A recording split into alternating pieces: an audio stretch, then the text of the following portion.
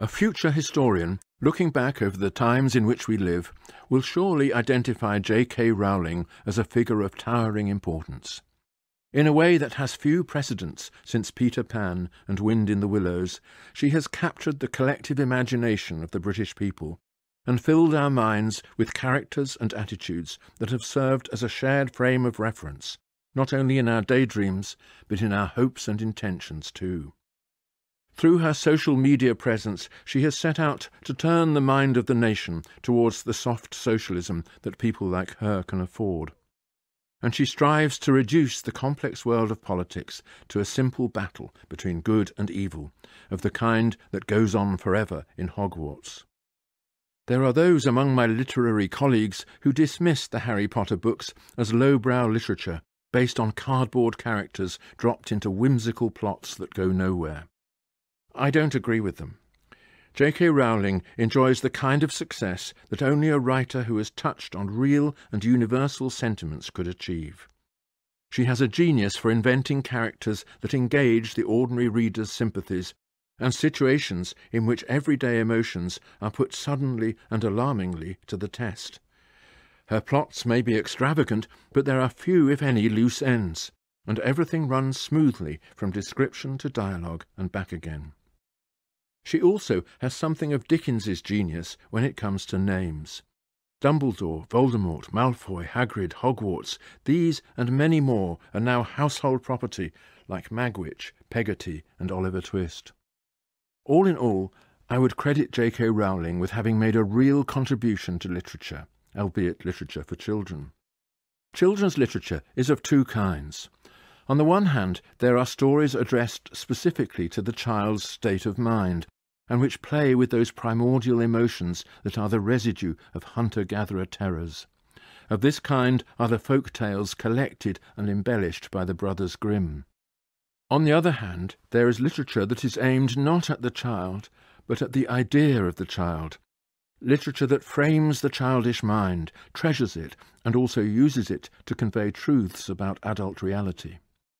Among works of this second kind are some of the masterpieces of our literature, including the Alice books of Lewis Carroll and Mark Twain's story of Huckleberry Finn. Children's literature of this second kind is about the world as it really is, but written in such a way as to put the innocence and guilelessness of the child in the centre of the narrative. Children's literature of the less artful kind is not about the world as it really is, but about the world as children perceive it, when deprived of adult wisdom and experience. It is a magic world, organised by occult powers and spells. It is also a simplified world, in which good and evil are revealed in concrete terms and divide reality between them.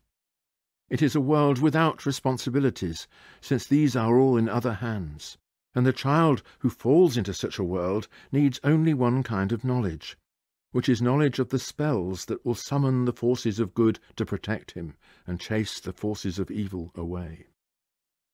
Such a world is the one described and richly furnished by J.K. Rowling, and her artful narrative will elicit the greatest praise from all who have ever tried to invent a good night story. But it raises some important questions about our culture. For although the Harry Potter books are children's stories, they have escaped from the good night moment and invaded the adult working day. The names of their characters are on everybody's lips. The internet offers Harry Potter names for dogs, cats and ponies. J.K. Rowling herself invites you to baptize your favourite or most hated politician from the resources of her lexicon, Mrs. May being clearly a Dursley, even if Corbyn has not quite reached Dumbledore status. The most interesting aspect of the Potter stories, anthropologically speaking, is that they rely on an old-fashioned and very English form of enchantment, while avoiding all reference to our traditional religious beliefs. Hogwarts is an English public school, with cloisters and uniforms, with games that instil the old sporting virtues and hierarchical discipline associated with formal dinners and ritual speeches. It is a great Gothic chapel, but with no altar and neither hymns nor prayers. So how is its enchantment maintained? The answer is by magic, and this magic is a superb creation of Rowling's, which fills every place that religion would once have occupied, while lifting the conflict between good and evil out of the cosmic background into the foreground of human action. The conflict is revealed in forms and faces, in clefts and costumes, in the shapes and shadows of this creepy institution. Like the poet invoked by Shakespeare, Rowling has given to airy nothings a local habitation and a name. But her form of enchantment also reminds us why religion and magic have been at loggerheads. Religion tells us that we do not have power over the world, and that we must learn to accept our limitations and to recognize that our salvation depends on the God who will rescue us. When we pray, we do not command the world to obey us. On the contrary, we humbly acknowledge our lack of power and ask God to intervene on our behalf. Prayer is a recognition of our weakness and a resolve at the same time to deserve God's help. In this respect, prayers are the very opposite of spells. The one who casts a spell is assuming power over reality. He has no need of God, since he is God. He is assuming the powers of the Creator and subduing life and matter to his will. When alchemy was condemned by the medieval church, it was as a blasphemous attempt to usurp God's power. By moving against alchemy, the church contributed greatly to the advance of science. It forced people to renounce their desire to control the world and to try to understand it instead. Scientific experiment and theory building became the true religious obedience. I distinguished two kinds of children's literature: the kind that exploits the primordial fears and hopes of the child, in which magic plays a controlling part, and the kind that looks with the eyes of a child on the real adult world and brings a measure of innocence to what it sees there. Lewis Carroll, who raised this second kind of children's literature to the highest artistic level, was a mathematician with a cool, clear, scientific brain, whose heroine fights back against magic and illusion with all her delightful reasoning powers. She is the child who wants to be an adult, exploring the shadows of her own imagination and shining the light of reason that will chase those shadows away. The Harry Potter stories are the opposite of that.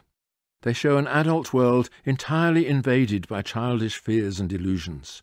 Magic and mystery are the currency in which all transactions are measured. The wand, the spell, and the store of occult knowledge have displaced every kind of spiritual discipline.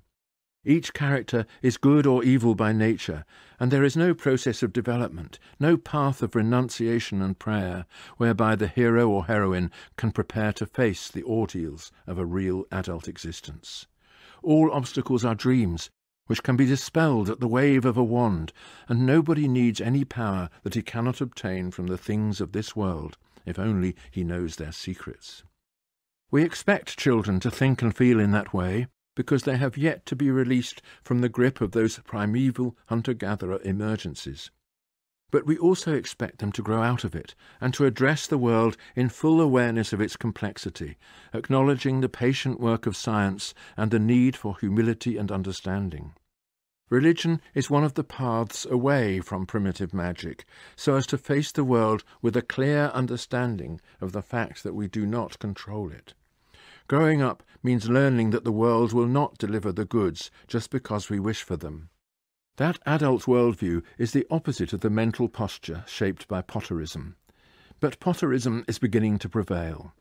Rowling's hero and his circumstances have so invaded the culture that people are beginning to live in a kind of cyber Hogwarts, believing that all is within their power, since wishing for something is halfway to obtaining it.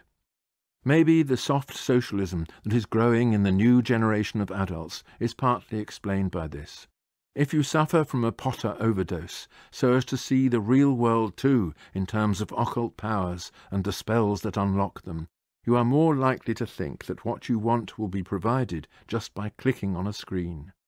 J.K. Rowling's tweets to her 11 million followers encourage this attitude. They speak of a fantasy world in which goods are obtained simply by needing them, and then asking some future Prime Minister to wave the magic wand.